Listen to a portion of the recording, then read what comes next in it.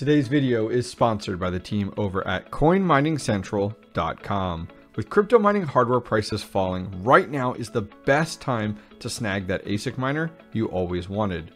I've been working with the team at Coin Mining Central for over a year now and will continue to put my trust in their brand for ASIC purchases. Coin Mining Central always has stock in my favorite Bitcoin, Scrypt, Kadena, and 𝐀𝐒𝐈𝐿 ASIC miners for super reasonable and competitive prices. Finally, if you do have one of these rare situations where hardware is problematic, all ASICs come with the manufacturer warranty to ease your concerns. Looking for a well-established, trusted, and safe way to purchase an ASIC? Look no further than Coin Mining Central. Go check out Coin Mining Central today via the link in the video description down below, as well as save $120 at checkout with the discount code 𝐕𝐢𝐝Miner.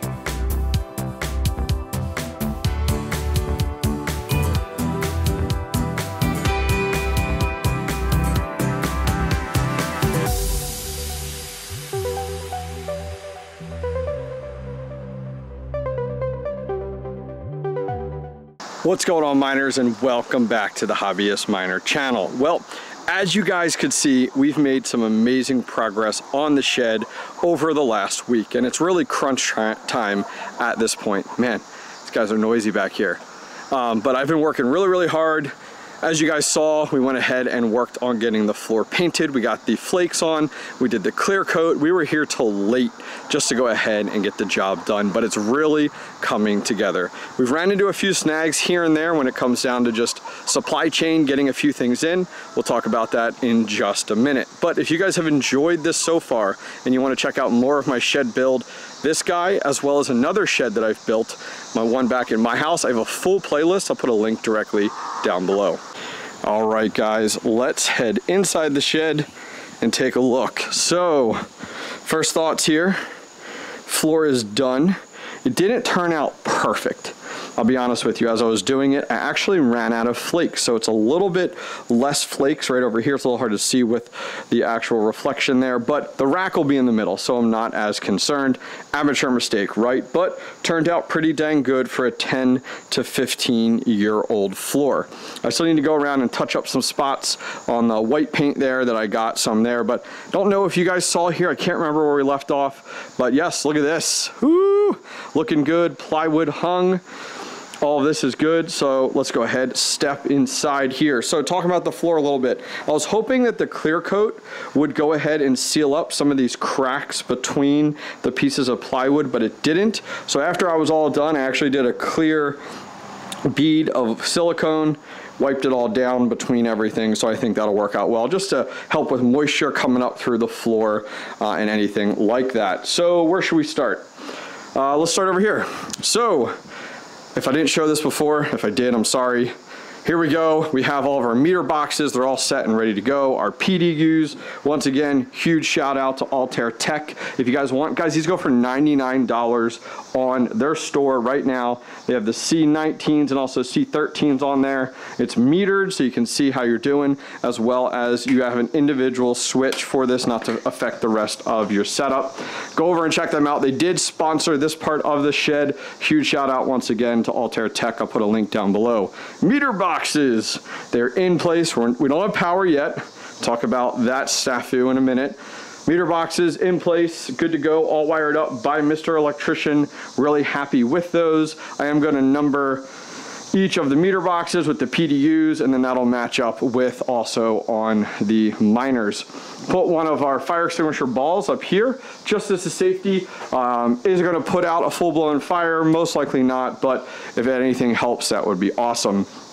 Massive box here from Infinite Cables, not sponsored. These are 25 footers. We got a lot in here. Some of these are C19 to C20. Some of these are your typical C13 to C14 cables. All depends on what ASICs we're gonna be running. So all of those guys are gonna come up off of here, run up, and run across through the U-clamps, and then drop directly down into the rack. So those are ready. We're ready to go. No rack yet. I got it ordered a little bit later than I expected, but it will be in the next week. We're probably going to push September 1st through the 5th is what tracking says. If it comes this upcoming weekend, I will be here night and day to get this ready to go. Over here, our panel. I don't know if we went through this entirely, but 150 amp panel is in. That's what came up through the floor in our previous update.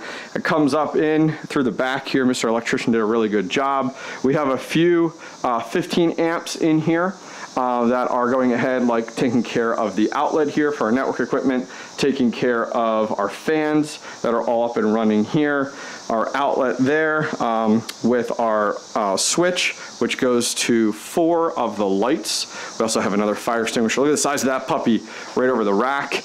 Some cameras outside, I'll show you there, and also this computer here. I'll show you guys that more in just a minute. We then have all of our 30 amp, 240 volts, right in here, and those are for those all wired down into here and go over to the meter boxes. This is the last one that hasn't been in. He actually went ahead and spliced it into an outlet for us, so it's feeding power to the lights and then also to the fans and the other outlet over here for now. What we're waiting on is actually on the house side. So on the house side, I guess this is called a main breaker, 150 amp. We've had some issues sourcing, and this is my fault. We should have talked about it earlier. 150 amp breaker for the house side. So we're having some trouble getting one. We have one on order. It was supposed to be here, hasn't showed up yet. So the sooner we get that, the better at the house. Network is here, went ahead. I think this is called a nipple. He added in here with the box. And we have it wired over into our Google Mesh system. We'll be running in here. I love these. I have them in my house too. Both of our Ethernet cables come up through, that actually came up through the trench. One of them is sitting here as a backup. The other one wires into our router. From there, we wire down into our switch. Just a plain Jane HP ProCurve switch, does support VLANing and can be unmanaged or managed. So we'll use that here. That's wired up and into our power. Finally, patch panel is here and ready to go. We are going to go ahead and punch down. This isn't a Keystone one, this is a punch down. It's what I've learned on and what we'll be using. So I'll be taking all of our Ethernet up, piping it over up top here, and same thing, it'll be dropping down directly into our rack, into our unit. So Ethernet on this side, power on that side. So we're doing good in here. Things are coming along well. It's 83 right now in here on this side, a little warm. We put this PC in place here. This is a workstation to work at. I really like the desk that I put in my shed, so I thought it would be a good addition in this shed. I went ahead and had some extra of that. This is actually toolbox liner. So got keyboard mouse in here, nice monitor. There's a mount, kind of stored some of the wires back here. There's a monitor mount right there. We did an outlet. We have our PC here, it's actually running off of wireless right now. It's actually connecting back to his house for wireless until we get the network up and running. Fire extinguisher right inside the door, charged up, good to go. So we have that hung there just in case we have an issue.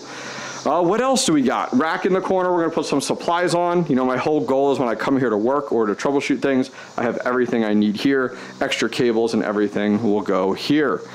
Let's see. Oh, on the outside of the shed, I'll show you guys real quick. We added in these guys, which I have on my shed too. These are lights and also cameras as well. I actually just felt my pocket vibrate because it detected motion.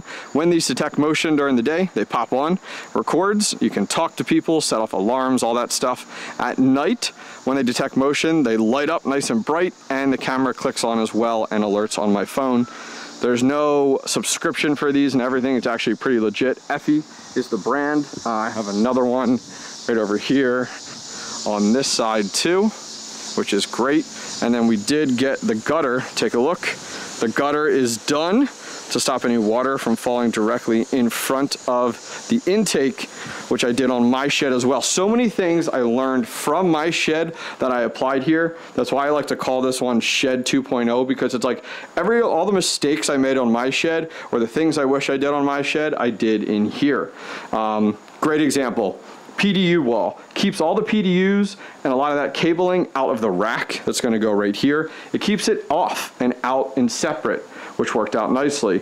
Getting a little bit of a smaller rack so you can go all the way around when you're working on any equipment, which is nice. Another thing I learned.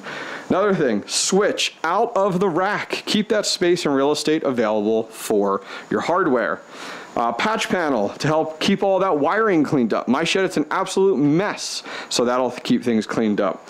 Sub panel, so much easier just to have a sub panel in the shed. Even at the short distance I had, it's worked out so nice and so much cleaner. What else? The right size fans, you know, the ones in my shed are so overkill, it's crazy. So just little things here and there that we've improved upon on this shed, and that's why I'm calling this shed one Shed 2.0. So much more improvement that we have going on. Well guys, that is it for today. Getting a little late, time to head back for dinner with the wife and family. Leave any comments, questions, concerns down below. Love to hear from you guys. Other than that, if you guys enjoyed this video and you want to be notified when I drop the next shed video, go ahead and click that bell. And until next time, take care. Where are my investors at? Who's interested in investing in a Bitcoin mining farm, but you think you don't have the capital to do so? The team at Spartan Bitcoin Mining has you covered. Check this out. Spartan Bitcoin Mining has been hard at work building out their infrastructure and growing like crazy, providing an avenue for traditional investors to take part in the crypto mining scene through, well, traditional investing methods. The bear market is the perfect time to put your money to work. Spartan Bitcoin Mining makes it easy for the little guys to participate and invest for as little as $300, or if you're a whale, the team has you covered as well. Follow the link in the video description to learn more about Spartan Bitcoin Mining and tell them the Hobbyist Miner sent you.